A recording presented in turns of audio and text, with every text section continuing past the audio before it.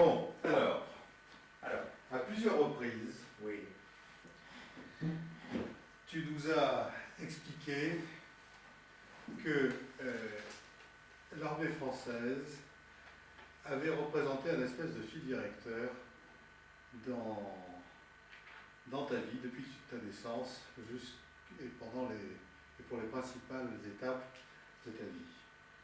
C'est parfaitement exact et nous en sommes arrivés à un point où, ayant presque terminé la relation de tous les divers épisodes qui ont jalonné mon parcours sur Terre, j'en arrive maintenant à essayer de faire une présentation, de faire une esquisse de présentation de tous ces textes.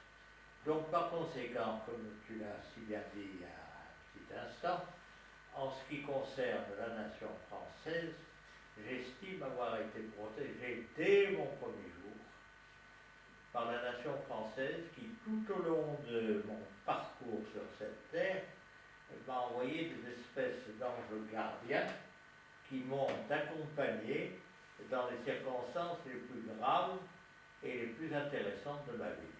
C'était quand même assez incroyable comment, étant né à Salonique en 1918, l'armée française a pu t'envoyer des anges gardiens dès cette époque. Eh bien, dès cette époque, d'abord, à ma naissance. D'abord à ma naissance, parce que à l'époque où je suis né, l'armée d'Orient avait pour siège son état-major qui était commandé par le général Sarraï, avait le siège de son état-major à Salonique.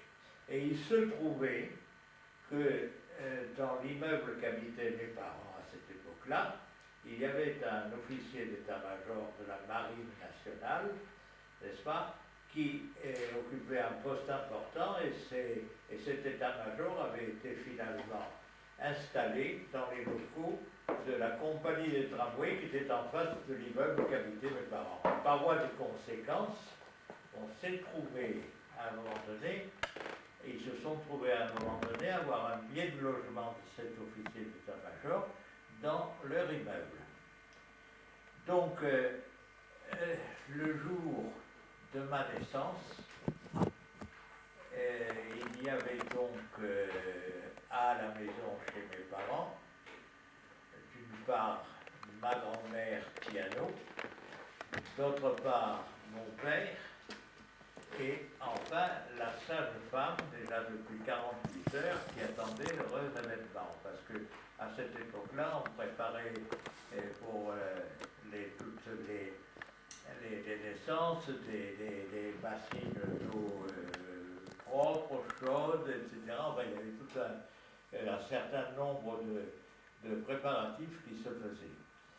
Il était à peu près 20 heures le soir du 20 juin 1918, lorsque, tout à coup, un zeppelin allemand a fait son apparition sur le ciel de Salonique, et en particulier, il avait pour mission, ce zeppelin, il avait une mission photographique, et il volait assez bas. Il faut dire qu'à cette époque-là, il n'y avait pas de DCA, il n'y avait rien du tout pour se protéger. Les gens qui avaient en mission de protéger ces états-majors et autres, ne disposaient que de quelques marins qui disposaient du fusil mitrailleur qui a été à l'époque une des gloires de l'armée française, et qui n'a été modifié qu'en 1924. C'était le fusil mitrailleur 14, modifié 24, dont j'ai entendu parler beaucoup plus tard lorsque je faisais ma préparation militaire. Donc, ce soir-là, au moment où l'instant devenait critique pour ma naissance, brusquement, ce zeppelin est arrivé et a lancé une bombe qui a explosé évidemment avec beaucoup de bruit, parce que ça se passait à peine à 50 mètres de l'endroit où j'étais, où étaient mes parents, n'est-ce pas? Et une bombe, et la panique a été totale, au point que la sage-femme a pris la fuite. Et mon père et ma grand-mère se sont trouvés seuls avec la future parturiente et ils l'ont mise dans une couverture et à deux, ils ont descendu les 2 étages de l'escalier pour aboutir au rez-de-chaussée, sortir de la maison et rentrer par la porte de la cave. Bon, tout devenait dramatique, ils l'ont déposé sur un tas de charbon, mais heureusement, nous avions à cette époque-là une petite bonne qui avait dans les 14-15 ans et qui gardait mon frère Maurice, qui avait 4 ans de plus. Qui c'était cette bonne? Alors, cette bonne, c'était Clarica. Ah, c'était Clarica, la Voilà. fameuse Clarica. C'était Clarica qui est venue par la suite en France avec nous. Et Clarica, elle avait peut-être 15 ans, 16 ans. Et elle était très amie avec l'ordonnance de l'officier, avec le matelot qui était l'ordonnance de l'officier de marine, qui avait son de logement dans la maison. Et ils avaient une espèce de connivence et de code secret, c'est-à-dire qu'au moment où elle a vu que la situation devenait dramatique, elle a abandonné son secret, elle a pendu à la grille du balcon, elle a pendu une serviette de toilette, qui était le signal « c'est libre, tu peux venir », n'est-ce pas?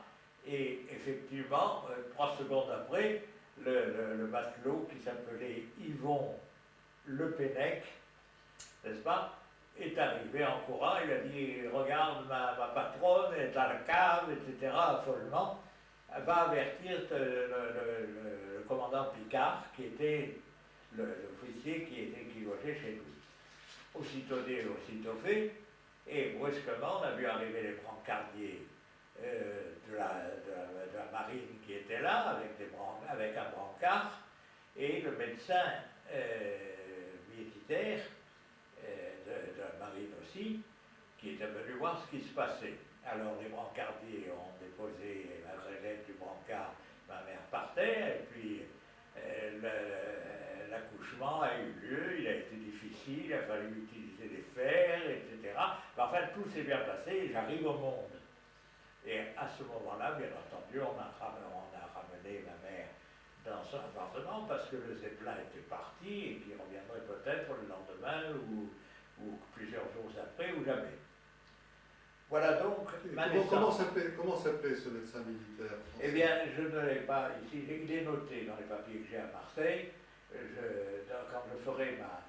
Parce qu'il me semble que vous l'aviez revu une fois. Ah oui, non, mais attention, c'est très important, parce qu'à partir de ce moment-là, nous avons été en quelque sorte l'objet de bravoure et de fierté de toute l'armée française, de tous les états-majors.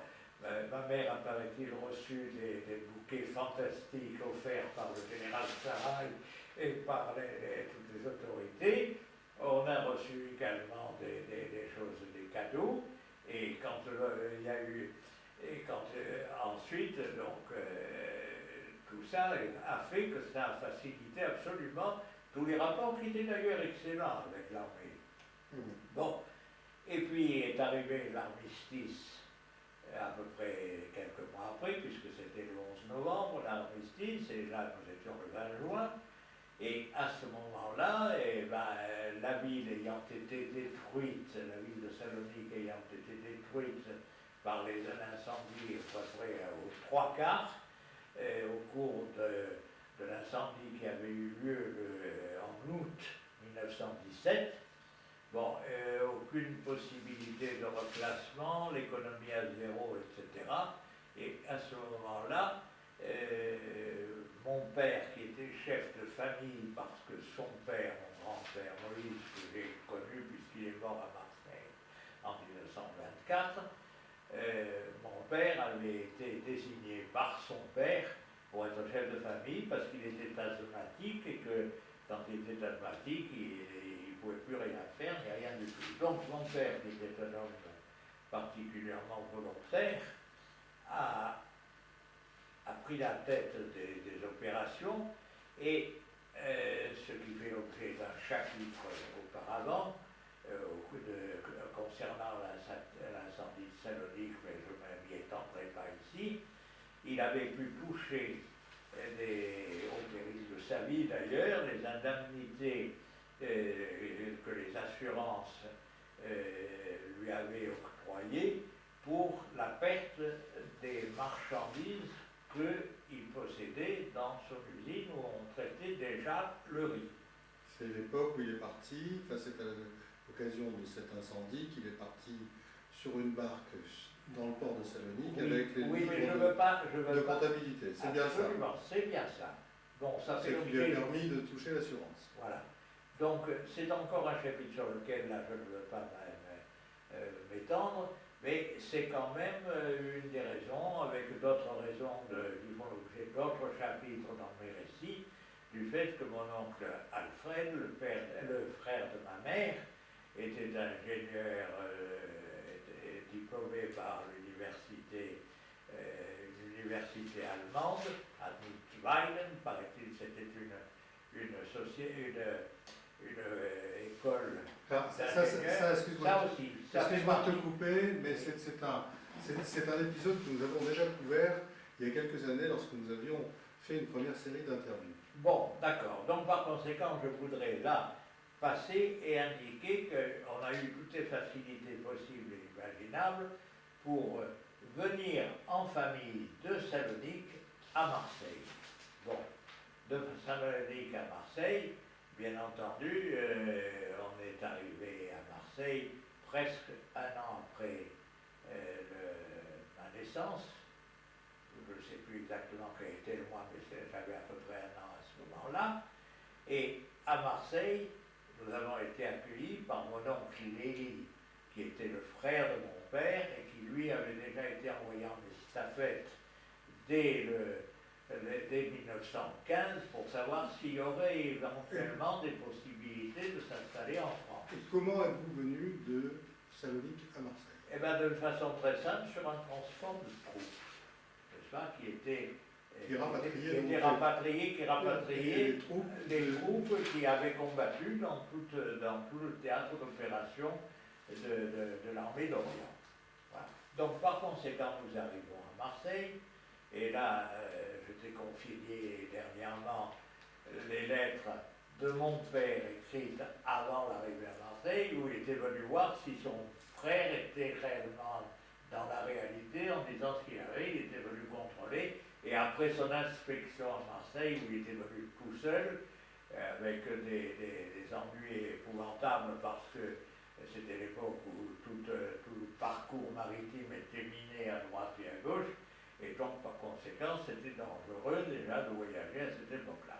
Donc on arrive à Marseille, et ma mère, dans un élan de reconnaissance pour ce médecin militaire qui l'avait en quelque sorte sauvé, hein, bon, n'a eu qu'une hâte, c'est-à-dire que le jour même, elle a pris avec moi au bras, parce que mon père s'occupait de choses autres, elle m'a pris au bras, elle est allée chez Castelbureau à Marseille, et elle a acheté des calissons de la marque Pardy, qui existe toujours, cette marque Pardy, et donc Castelbureau était le dépositaire.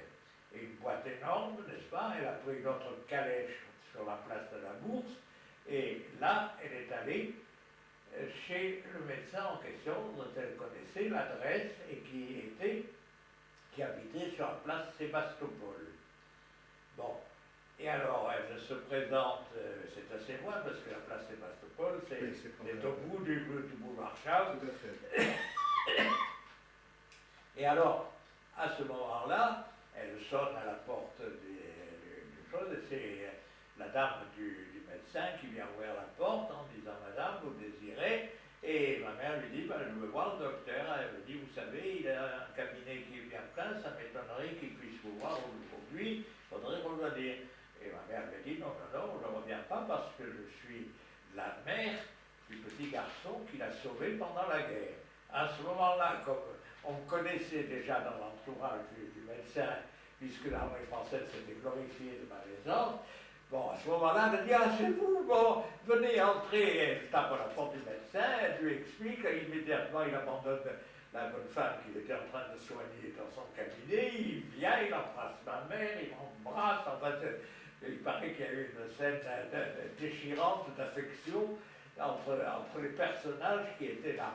Et alors, la femme du médecin est partie dans la cuisine, elle a rapporté ou un vin mousseux ou un vin de champagne, il y avait des petits biscuits, etc. Et les dames qui attendaient ont fêté avec le médecin et sa femme, ils ont fêté notre visite en quelque sorte. Alors il paraît que c'était touchant, enfin beaucoup de bière évidemment, 3/4 d'heure, ma mère est repartie avec la calèche qui attendait, et donc elles sont reparties.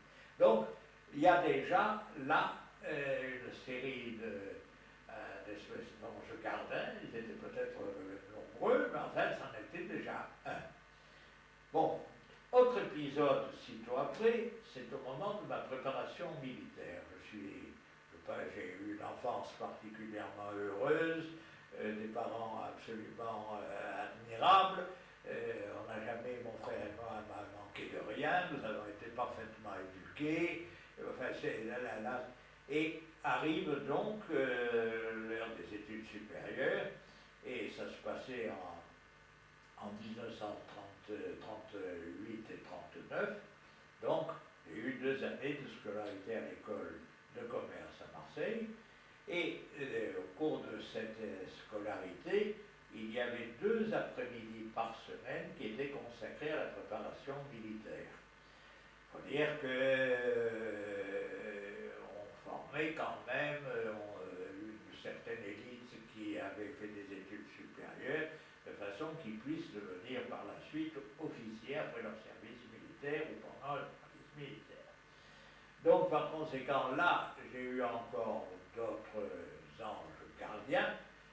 L'un, c'était le capitaine Santucci, qui était capitaine de chasseurs alpins, qui était paré de décoration sur toute la poitrine, qui avait fait une guerre brillante et qui avait là un poste pour former les gens de la préparation militaire. Et puis, en plus de ça, il y avait le sergent-chef Barnier.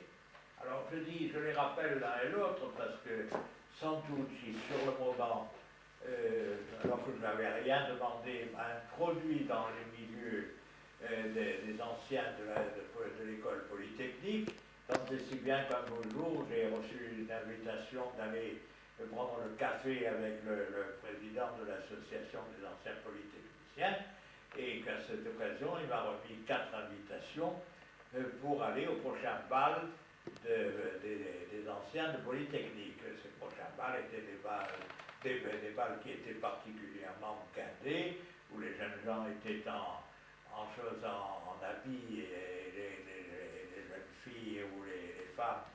Je dis bien les jeunes gens et les jeunes filles, parce que c'était un peu une façon que les jeunes gens se connaissent pour éventuellement avoir ensuite une vie commune. Enfin, c'était très gardé et très surveillé par les parents qui étaient là. Hein. Donc, par conséquent, il n'y avait pas moyen d'échapper au coup d'œil des uns et des autres.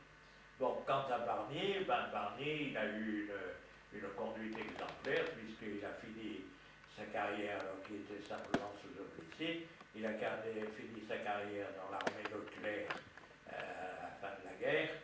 Il a été nommé officier de la Légion d'honneur, etc. Et puis il a été nommé capitaine également, et c'est un garçon que j'ai revu une fois ou deux, je crois, après mon retour à Marseille. Bon, jusque-là encore tout va bien. Je fais ma préparation militaire, et puis ensuite, les résultats de la PMS, je suis mobilisé le 16 septembre 1939 avec tous les sursitaires.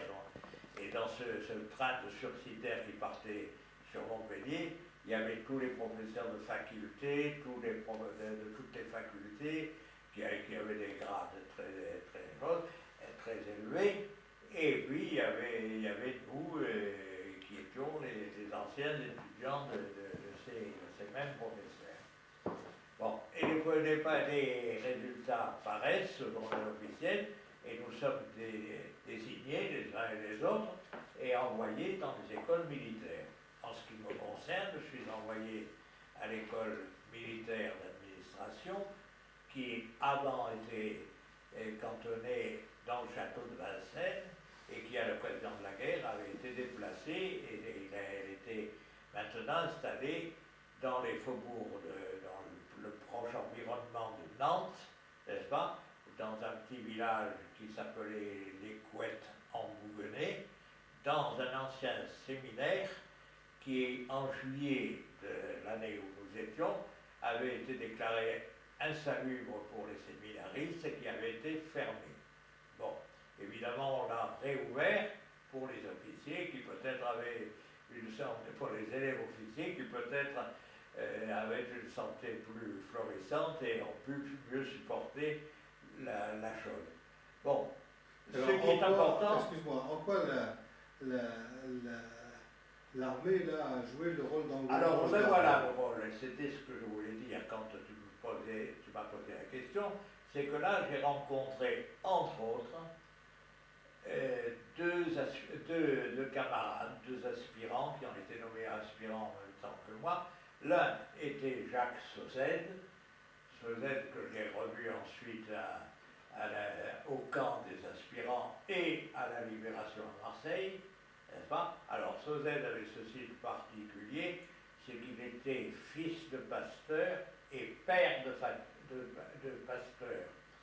Et lui, il avait échappé même. Voilà, lui il était architecte. Bon, c'était un garçon charmant, il est mort déjà, il était plus âgé que nous d'ailleurs, il est mort déjà il y a quelques années, et c'était un garçon charmant d'un esprit absolument ouvert, et en même temps, il y avait un autre de nos camarades qui s'appelait Souillard, et qui était le fils du tribunal du tribunal de grande instance, ça ne s'appelait pas comme ça, c'était le tribunal civil à l'époque, d'Alger. Et donc, il était le fils du président. Donc, et lui, Souillard, qui est rentré en retard, enfin, il était plus ou moins pistonné, il avait plus ou moins réussi à sa licence de droit sans la réussir tout en la réussissant. Enfin, finalement, il avait quand même été admis à l'école. Et il avait ceci de particulier, c'était un type un petit peu indiscipliné, très sympathique au demeurant. Marcel, c'était un type qui n'appliquait absolument pas les règles militaires, puisque pendant la période des triples associés, c'était les 3 séries de piqûres contre le tétanos, la diphtérie et la typhoïde, où on garde au lit, réellement au lit, dans les chambrées, les militaires, en les tenant à la diète, en ne leur faisant manger que des purées de pommes de terre ou des pâtes au beurre et du jambon pendant 3 jours. Ensuite, on les mettait en liberté et ils se portaient comme des chars, mais ils étaient... Bon. Et alors, ce garçon, effectivement, lui, il a eu un parcours un peu particulier, c'est-à-dire qu'il a été libéré par la suite, quand on a été fait prisonnier, il a été libéré par décision de l'autorité de Vichy et en accord avec les Allemands, parce que la magistrature l'avait demandé. Hein, alors que... Bon. Et il a fini une carrière très, très brillante, en quelque sorte, puisqu'il a fini président du tribunal de grande instance de Rennes ou de je ne sais trop où, couvert de décorations. Bon, on n'a jamais trop su... Ok, mais alors en quoi? Alors, en quoi? C'est que ces gens-là, je les retrouve ensuite dans le camp d'aspirants où nous allons arriver dans peu de temps, et je les retrouve là, où ils forment, avec le groupe des Marseillais, dont je parlerai tout à l'heure, et qui étaient des anciens camarades de lycée, qui fait que finalement, dans cette atmosphère du camp des aspirants qui va être créé tout à l'heure, eh ben, on s'est retrouvés en quelque sorte tous des jeunes gens du même âge, n'est-ce pas, ayant tous fait des études supérieures, et qui ont été en quelque sorte condamnés à vivre ensemble, en séminaire ensemble, pendant près de 4 ans et demi. N'est-ce pas? Alors c'est exceptionnel parce qu'on s'est retrouvés dans un milieu de gens lettrés, pour l'éducation, etc. Et ceci va me servir par la suite encore, et c'est pour ça qu'il y a des anges gardiens qui m'attendent ensuite pour m'accompagner dans ma vie professionnel, et ça va me conduire ensuite au poste du ministère de l'Équipement. Donc, il y a par conséquent, ça fait partie de ces personnages que je n'aurais pas connus sans l'armée française. Donc, c'est très intéressant à ce point de vue-là. Donc, je passe là-dessus. Là, pendant qu'on a été là-bas, on a vu arriver pas mal de passe-droits parce que les députés qui n'avaient pas été mobilisés à la libération, à la déclaration de guerre, ces députés avaient des sursauts patriotiques et pendant qu'ils étaient députés, ils se sont engagés pour la durée de la guerre. Bon, c'était des types qui n'avaient pas fait ni l'armée, ni rien du tout. Et qu'est-ce qu'on a fait? On a décidé, ils avaient décidé dans les hautes sphères de l'état-major de les envoyer dans les écoles militaires. Mais dans les écoles militaires, ils sont restés 24 heures chacun. Après la suite de quoi ils ont été nommés aspirants, ils sont retournés à la chambre voilà. Donc par conséquent, ça c'est des choses que j'avais vues. Il y avait en particulier un député qui était très connu à l'époque, qui était Vincent Badi, qui était le député qui représentait tous les vignerons du Languedoc. Et les viticulteurs du Languedoc, ça représentait une force dans la nation qui était énorme, n'est-ce pas? Ils produisaient une infâme bibine à cette époque-là, que l'on mélangeait, qui n'avait pas de degré alcoolique ni rien du tout, mais que l'on mélangeait avec des vins d'Algérie. Okay. Bon, en quoi il y a cette intervention de l'armée comme ange gardien?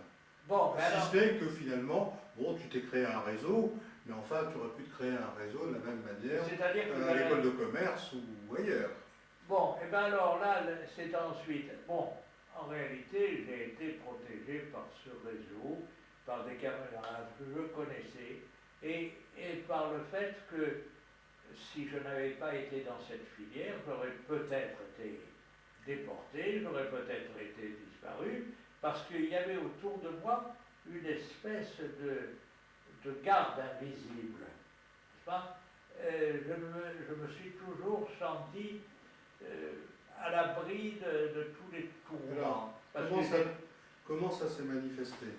Eh bien, ça se manifeste de la façon suivante. C'est que d'abord, quand j'ai été fait prisonnier, parce que avant d'être fait prisonnier, j'ai été quand même affecté à la station-magasin de Chartres, après avoir rendu visite à Dijon, à l'intendant général qui était directeur de l'intendance de la région, où j'ai été reçu exactement comme un camarade, en ce sens qu'il avait des bureaux grandioses dans un palais comme il y en a à Dijon, n'est-ce pas? Quand j'ai été reçu, j'étais en grande tenue et il est venu s'asseoir à côté de moi au lieu d'être de l'autre côté de la table, ce qui était assez important. Bon, ensuite, j'ai été affecté à la station-magasin de Chartres. Ça, cette station-magasin de Chartres, c'est quelque chose d'extrêmement important. D'accord. Alors, la station-magasin de Chartres, tu as déjà raconté. Alors, qu'est-ce qui s'est passé? Est-ce qu'il y a eu des événements particuliers qui ont fait... Essayons de regarder le fil. Voilà. Alors, la station-magasin de Chartres, c'est quelque chose qui est extrêmement important parce que j'ai été l'acteur, pas tout à fait par hasard, de la véritable ennui qu'a eu la station-magasin de Chartres. Cette station-magasin de Chartres avait pour mission de ravitailler... Ok, ça nous le savons. Mais non, mon vieux, tu ne sais pas, si tu le sais. Mais non, je le redis, parce que je vais arriver à la chose. D'accord. Je vais arriver à la chose. Bon, tu vas aller plus vite, moi je veux bien, mais tu y es là. Alors, cette station-magasin de Chartres a quelque chose de particulier, c'est que je me suis trouvé être l'officier d'ordonnance du chef de la station-magasin de Chartres, qui était le colonel Magalon, à côté duquel j'ai vécu l'attaque aérienne. Une attaque aérienne qui était très importante, puisque cette attaque aérienne a provoqué 28 morts d'un coup, sans compter la centaine de blessés par brûlure, etc. Bon. Alors, à ce moment-là, le colonel Magalon, dont était l'officier d'ordonnance, m'a dit, moi, j'ai une mission, c'est que le ravitaillement pour la ligne de Maginot, c'est-à-dire il y avait 400 000 personnes à ravitailler par jour, c'est-à-dire 200 000 boules de pain fabriquées et à expédier sur wagon, où il y avait 52 voies de choses dans le Ok, mais ça, nous savons. Par conséquent, et il m'a donné en quelque sorte le commandement en me disant vous installez dans mon bureau et vous prenez contact immédiatement avec l'état-major à Paris au ministère, avec l'état-major de la région, avec la direction de l'intendance. Vous êtes en ligne directe avec tous les trois, n'est-ce pas? Et toutes les demi-heures, vous dites où nous en sommes. Bon, en même temps, vous préparez tous les procès-verbaux, parce que l'intendant militaire dans l'armée, c'est un officier d'état civil, c'est lui qui dresse les procès-verbaux de décès, les actes de décès en quelque sorte, des gens qui ravitaillent, de façon que quand les gens sont morts, les chefs de corps n'aient pas des rations supplémentaires. Bon, ensuite de ça, vous veillez à ce que tout marche, etc. Donc j'ai passé toute la nuit seul avec le standardiste, avec les gens qui étaient là. Il m'a donné les clés du coffre, il m'a dit vous ouvrez, vous avez les procès-verbaux qui sont juste en face de vous dans le coffre, et vous commencez à les remplir. Bon, alors il se trouve que, à son gré, j'ai très bien rempli ma mission. Bon, il se trouve que les rapports que j'ai eus, et avec l'état-major, alors moi qui n'avais jamais eu de rapport avec personne, je me trouve être un pivot de choses, et que j'ai reçu de tous des avis de satisfaction, qui n'ont pas été faits effectivement, parce qu'on était à la veille de la défaite, et qu'il n'était pas question de délivrer quelques récompenses que ce soit. Mais, à ce moment-là, en l'intendant Magalon, et c'est pour ça que c'est très important, lorsque, bon, il est resté dans l'armée de Pétain, et mon père avait pris contact avec lui.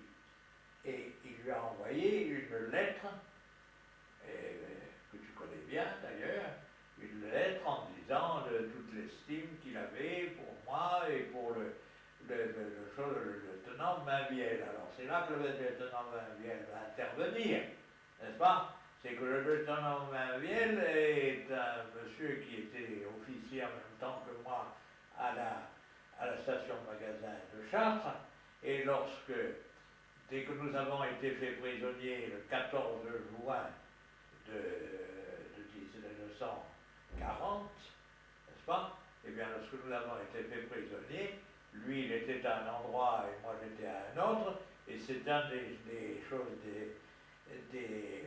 comment dirais-je, des sous-officiers qui étaient sous mes ordres, qui m'a dit, vous savez, mon lieutenant, il y a le lieutenant Mainviel qui est pas loin, il est à peine à 300 mètres de là.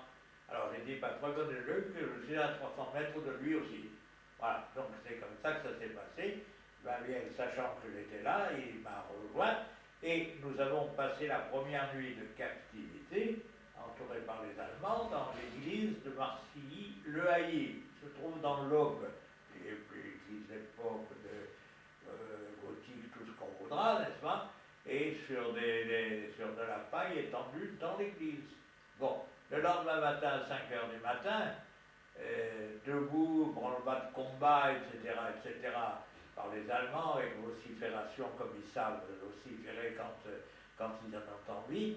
Et premier élément, le vociférateur s'est mis à gueuler, traduit par l'interprète, les juifs et les nègres sortaient des rangs. Et c'était à ce moment-là, c'est là l'envoyé du bon Dieu, et l'envoyé l'accompagnateur, c'était le lieutenant Mainviel qui me dit où vous allez, ma Vénice, alors que j'étais en train de me baisser pour ramasser ma musette, je n'avais que ma musette à la main, je lui ai dit, vous ignorez peut-être que je dis israélites, il m'a regardé droit dans les yeux, il m'a dit, non, vous restez à côté de moi, c'est un ordre. Bon, on en reparlera. Et effectivement, alors 2-3 jours après, au cours des parcours sur les routes de France, il m'a dit, vous savez, j'ai réfléchi à votre problème, je l'explique dans autre chose. Vous pouvez arguer du fait que vous étiez étudiant et que vous avez fait des études théologiques et que vous êtes évangéliste, c'est-à-dire en vous basant sur les évangiles rédigés par Matthieu, par Luc, par Marc et par Jean. Vous pouvez dire que vous suivez le parcours et que vous continuez à le suivre, donc vous êtes évangéliste. Ah bon. Moi qui n'avais jamais entendu parler de rien, les évangiles, je ne savais pas ce que c'était. Ni des évangiles, ni de rien du tout, parce qu'on n'était pas particulièrement religieux chez nous. On avait une morale qui était inflexible, mais ça n'allait pas au-delà. Donc, par conséquent, j'en ai pris bonne note, et c'est ainsi que quand j'ai eu ma première immatriculation, j'ai déclaré tout benoîtement que j'étais évangéliste. Et ça n'a surpris personne. Et ça n'a surpris personne, et les Allemands, ça ne les a pas surpris du tout. Bon, donc par conséquent, j'ai eu la paix. Bon, je passe sur divers éléments encore. Quand j'arrive pour la première fois à l'Oflag 17A, qui se trouve en Autriche, c'est là où aussi il y a un coup du sort. C'est que le type qui était juste avant moi, devant moi, et on ne connaît personne dans ces cas-là. On n'a plus de famille, on n'a plus d'amis, on n'a rien du tout. Donc qui vous voyez, le gars qui est devant vous et le gars qui est derrière vous. Le type, c'était qui? C'était Foublin. Et bien Foublin, avec qui j'ai passé tout le restant de ma captivité jusqu'à mon retour en France au mois de mai de 1945.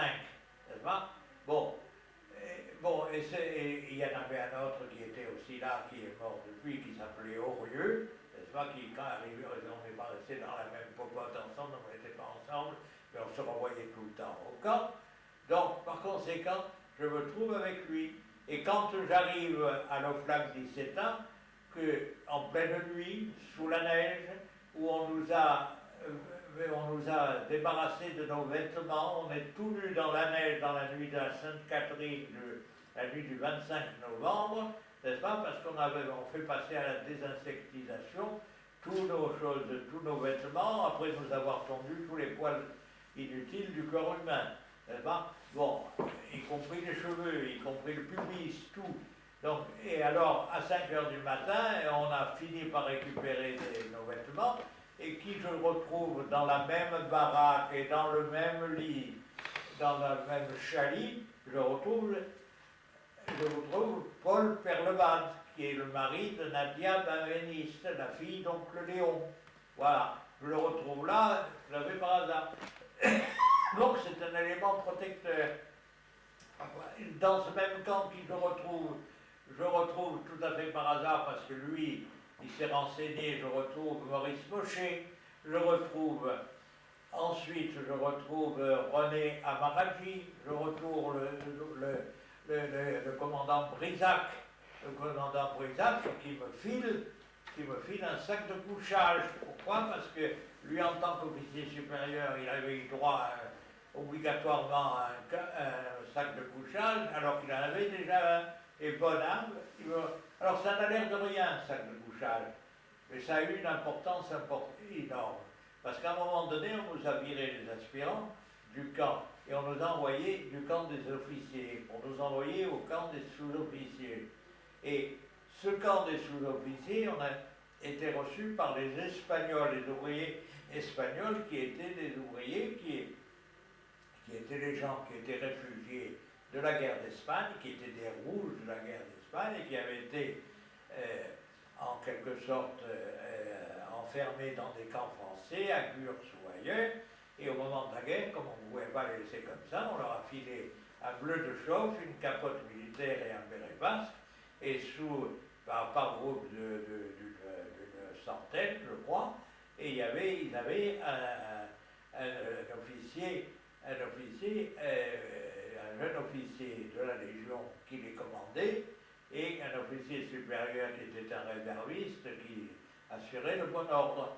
Quand est arrivée la débâcle, les Allemands ne se sont pas préoccupés de savoir s'ils étaient espagnols ou algériens ou n'importe quoi. fois, ils avaient une capote militaire, toc, en même temps, ils emmenaient dans les camps. Et comme ils avaient quand même des bonnes relations avec le régime totalitaire de Franco, et que malgré tout, bien qu'ils soient pas dans le bon bord, ils n'ont pas voulu se fâcher avec Franco, donc ils les ont utilisés eux aussi comme ouvriers militaires. Et ils avaient ces gars-là, la mission de transformer tout un camp de la cavalerie autrichienne dans un camp de prisonniers. Donc ils ont fait tous les travaux de boiserie, construire un machin. Et alors là aussi, j'ai eu un accompagnateur. J'ai eu d'abord un Espagnol, parce que le premier matin où on a été là, il y avait la Gestapo qui faisait des fouilles systématiques. C'est-à-dire que vous arriviez, on vous mettait sur un champ et vous étaliez devant vous tout ce que vous possédiez. Et alors, dans ce premier jour, qu'est-ce qui est arrivé? Ben, on m'a confisqué mon sac qui était tout neuf, n'est-ce pas? Et alors, alors à ce moment-là, je me suis mis à gueuler comme un putois, et comme je ne parlais pas du tout allemand, et qu'il y avait l'espagnol à côté, je me suis amusé à crier en espagnol ce que j'avais à dire. Au point que le type s'est approché de moi, l'espagnol, et il m'a dit entre les dents, tais-toi, je vais te le rapporter au début de l'après-midi, ton sac. Voilà, bon. Alors, bon, et effectivement, au début de l'après-midi, il est venu, et j'ai été chouchouté à ce moment-là par tous les Espagnols du camp qui avaient un régime privilégié, qui m'ont donné tous les conseils en disant fais attention, si tu as des choses on peut te confisquer ceci, cela et autre chose, d'où la naissance de l'idée du caleçon de reboule, n'est-ce pas? Bon, ça fait partie d'une autre chose, caleçon de reboule, dans lequel j'ai mis tout ce que j'avais de plus précieux, et où j'ai utilisé mon subterfuge qui a fonctionné pendant toute la captivité. Tant et si bien que j'ai été... C'était quoi ton subterfuge? Alors mon subterfuge c'était ceci. Il y avait dans les caleçons de reboule qui étaient des caleçons de luxe, hein, bien entendu. C'était de la popeline fine, et c'était le caleçon que je portais le jour où j'étais fait prisonnier. Je n'avais pas de rechange ni rien. Bon, par la suite, j'en ai reçu, et bon, après l'avoir lavé, il était propre, il était bon normalement. Et alors là, j'ai eu l'idée de m'apercevoir qu'il y avait un double fond. Alors j'ai décousu le double fond. Dedans, ce double fond, j'ai mis tout ce que j'avais de précieux, en particulier une petite boussole, en particulier tout l'argent français que j'avais sur moi à ce moment-là, que j'avais dissimulé, et en particulier, en plus, tous les papiers d'identité, mon permis de conduire et mon attestation d'identité, hein, qui m'avait été délivrée à la station-magasin de Chartres, où il n'y avait pas une carte spéciale, mais il y avait une mousseaucinée que la telle, certifiant que l'assurance avait dit, appartient à notre unité, etc., le tampon de l'armée et la photo. C'est pas très important. Bon, tout ceci, je l'ai mis dans le fond du caleçon, j'ai recousu, et puis j'ai pris une bonne part de chocolat qui me restait, et je l'ai chauffé avec un briquet, et j'ai maculé mon caleçon de façon qu'il paraisse être prêt à la lessive. N'est-ce pas? Donc ce qui fait que chaque fois qu'il y avait une fouille, et que l'allemand tombait sur mon caleçon, j'avais droit à toutes les injures, traité de cochon, d'avoir un machin, un caleçon dégueulasse que je traînais avec moi. Bon, ils ne l'ont jamais foutu en l'air, mais ils l'ont rejeté sans tâter, sans rien du tout. S'ils avaient tâté, ils auraient vu qu'il y avait quelque chose dedans. Bon, et ça a marché jusqu'à la fin. Et ça m'a sauvé, ça pourquoi? Parce que quand je me suis retrouvé face au poste américain qui était sur l'Elbe. Ah, il va y avoir une interruption là, non? Non, il n'y a pas d'interruption. Donc, qui était sur l'Elbe, eh bien, à ce moment-là, les Américains avaient interrompu tout le passage de la zone russe à la zone américaine, sous le prétexte qu'il y avait, parmi les gens qui attendaient, des Allemands qui étaient déguisés en soldats français pour pouvoir passer, des SS en particulier. Donc par conséquent, ils ont stoppé. Et quand moi je me suis présenté pour voir un petit peu ce qu'il en était. J'ai été reçu très froidement par l'officier américain, à qui je disais pourquoi vous m'empêchez de passer alors que je suis de vos amis, etc. Il m'a dit qui me prouve que vous n'êtes pas allemand? Alors j'ai rien dit et j'ai sorti ma attestation d'identité. Bon, et je lui ai tendu gentiment et sans un mot. Quand il a vu ma photo, le truc, il s'est levé, il est venu avec moi, et alors qu'il n'avait pas de choses de coiffe sur la tête, il m'a salué militairement et il m'a dit « Excusez-moi ». Et c'est grâce à cette attestation d'identité dans le caleçon de Reboul, n'est-ce pas, qu'on a pu passer, qu'on a pu faire passer peut-être 2000 ou 3000 soldats français qui attendaient de passer. Donc j'ai été aussi accompagné par les anges gardiens. Voilà grosso modo les choses. Quand j'étais au camp des aspirants, autre chose qui m'est arrivée, c'est que brusquement ce camp des aspirants, il a été créé par un accord tripartite de la Croix-Rouge française, de la Croix-Rouge internationale, le CICR, n'est-ce pas, et du gouvernement du maréchal Pétain et des Allemands, n'est-ce pas, par lequel on avait créé un camp dans lequel on ne mettrait que des gens du même grade, ce qui était interdit par la Convention de Genève, et ça a été une dérogation approuvée par tous, et parce que nous étions tous des anciens étudiants qui, en principe, n'avaient pas terminé leurs études, ce qui n'était pas vrai pour la majorité des cas. Cependant, moi, j'avais déjà une année de droit que j'avais passée, et lorsque c'est arrivé un beau jour, ils ont cherché dans les camps d'officiers les professeurs de faculté. Et un beau jour, j'ai vu arriver mon professeur Alfred Geoffrey, qui était d'ailleurs un excellent professeur, qui avait été le professeur de nos 2 années à l'école de commerce en droit commercial, et qu'on avait désigné comme parrain de la profession. Et quand je l'ai vu arriver, je me suis présenté à lui. Il a eu un instant pour me reconnaître, parce qu'à cette époque-là, il y avait un échelon très difficile à gravir entre le professeur de faculté, qui était un personnage absolument intouchable, et le pauvre étudiant. Alors, donc, il m'a reconnu, je l'ai reconnu, et j'ai été un peu son guide dans les premiers pas.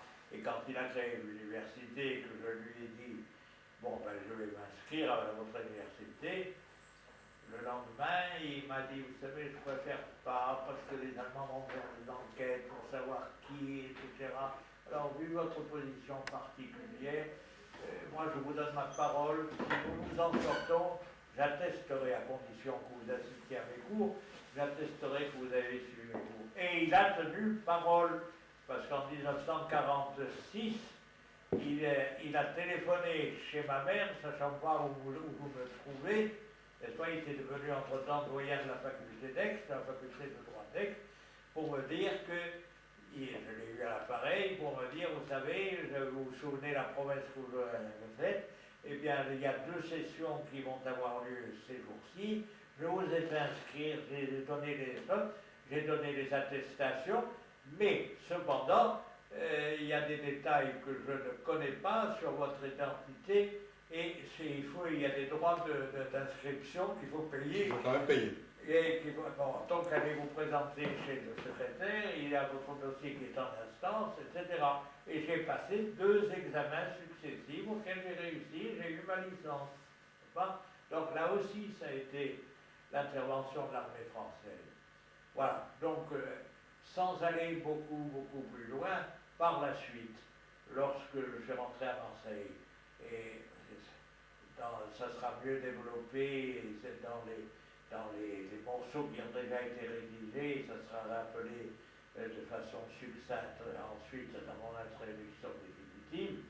Donc quand je suis rentré à Marseille, j'ai retrouvé à Marseille le colonel Magalon, qui lui aussi, pendant la guerre, avait eu une attitude particulièrement louable, en ce sens que toute la famille Ricca-Lévy, celle des Blue Jeans, qui étaient uniquement des choses, des entrepreneurs qui faisaient les uniformes militaires, eh bien toute la famille, il a sauvé cette famille des Allemands en les faisant évacuer tranquillement en voiture militaire jusqu'en Ardèche, chez un bonhomme qui s'appelait Monsieur, comment il s'appelait, Martin, un nom facile, à la Levade dans l'Ardèche, et en les faisant évacuer, ils ont là-bas vécu à l'abri de toute histoire. Et moi, ça a été sa reconnaissance vis-à-vis de moi. Il m'a pris sous sa tutelle et j'avais la réputation dans l'association des officiers de réserve, n'est-ce pas, d'être d'avoir protégé le parrain, et j'avais mon parrain.